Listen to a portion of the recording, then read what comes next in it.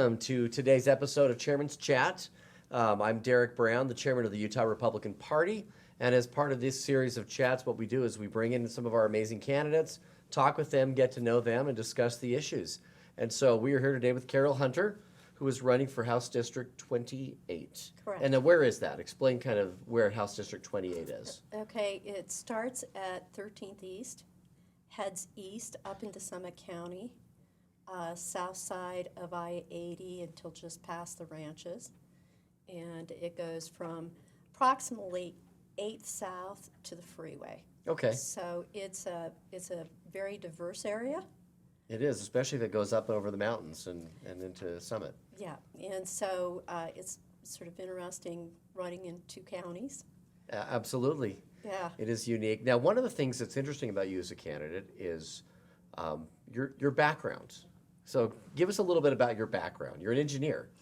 There are not very many of them in the House of Representatives. I can't think of any offhand. But tell us what you do as an engineer and kind of your expertise. Well, as engineer, the reason there are not very many at the Capitol is we tend to be introverted.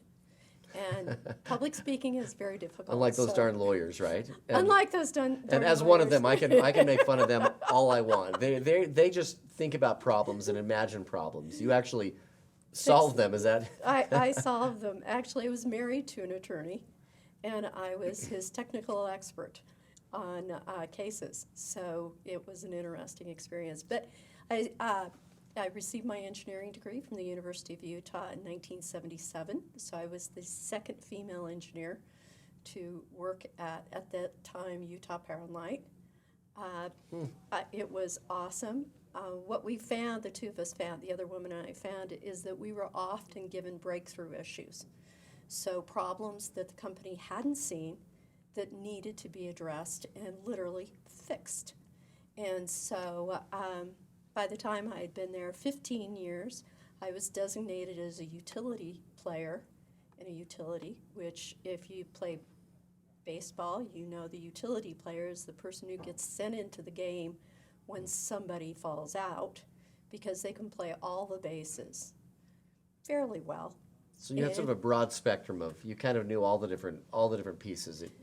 When I retired after 36 years, I had literally worked in every organization in the company with the exception of accounting, which clearly I would not want to work in, finance, and mining. But all the operational areas, I had worked in all of the operational areas. And I think the most important breakthrough issue I dealt with was energy efficiency. And I decided to break that through when I was about 25, approached my vice president, and it was almost like, you do know we sell power. We don't teach people how not to do that. It's like a lawyer trying to solve problems. Right. Bring peace. What's a lawyer going to do with peace, right?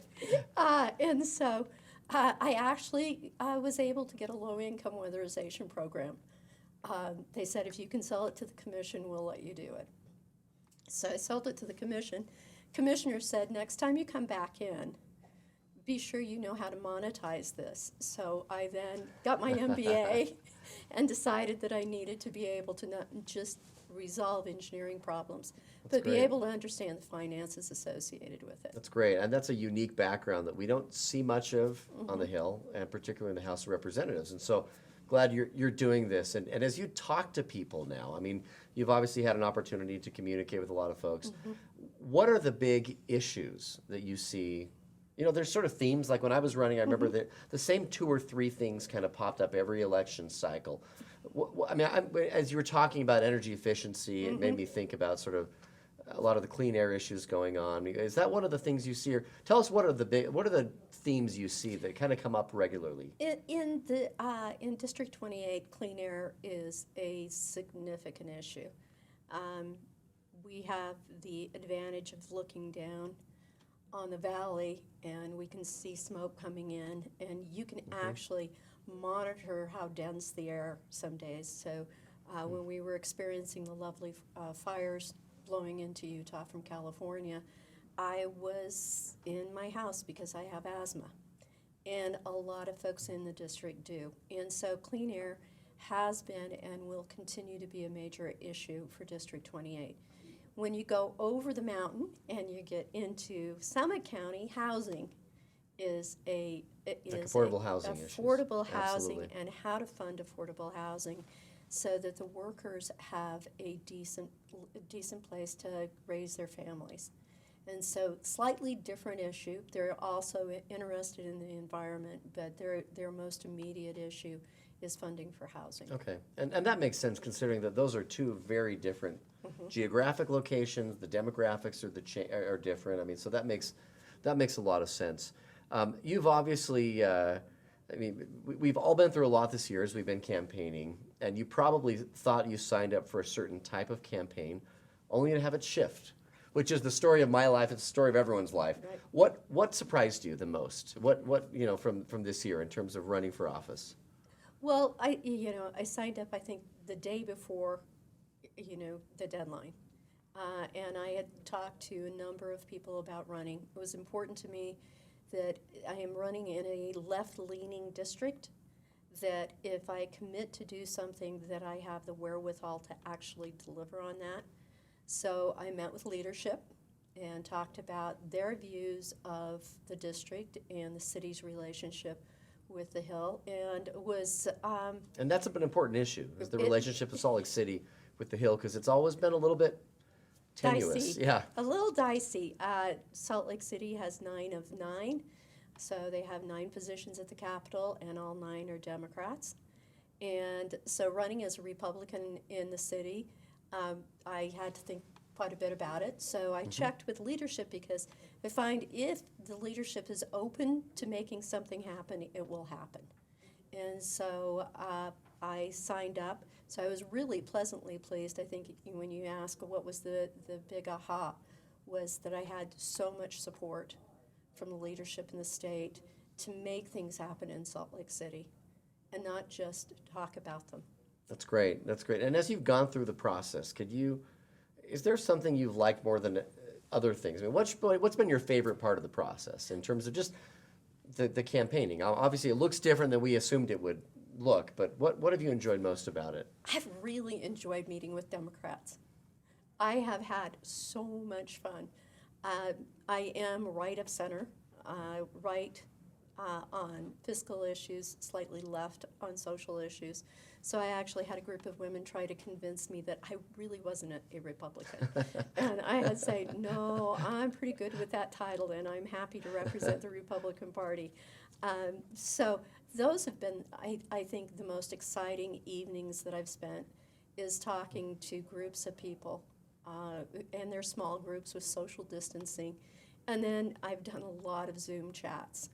And getting to know someone and trying to exhibit a sense of energy and excitement is a little hard on Zoom. It is. We're all learning this year. We're all learning. How to do that. I think we're a lot more comfortable now than we were 6 months ago. Yes. But it still isn't the same as being in person. Yeah, you can't look into their eyes and actually go, am I connecting? You can get a little so bit true. of that, but it can be a little bit difficult. So those, I think, were the ahas that I've had this year running. But I am definitely delighted. The people in the district are amazing, and they are interested and engaged.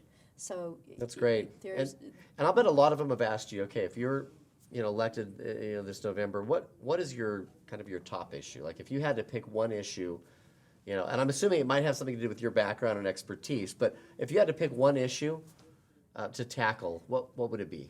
It would be clean air. It would be, okay. I am particularly interested in something that the legislature has made some progress on, but may need additional push for the public, is the implementation of Tier 3. Sure. Tier 3 gasoline is now available. That gives us a 14% reduction in emissions for vehicles, but if you have a vehicle that is rated Tier 3 gasoline, it's an 80% reduction. So I think the next step for the legislature to take a look at is how do you convince people to make that trade out? And not necessarily with incentives, because when I was doing energy efficiency I found out some amazing things about Utahns. People always were going, well, they're doing energy efficiency so they can save money. No, they're doing There's other energy other- efficiency for the environment. Somewhat. But What did you what find? What was the core motivator? they were doing it for each other. They were That's doing great. it for social benefits.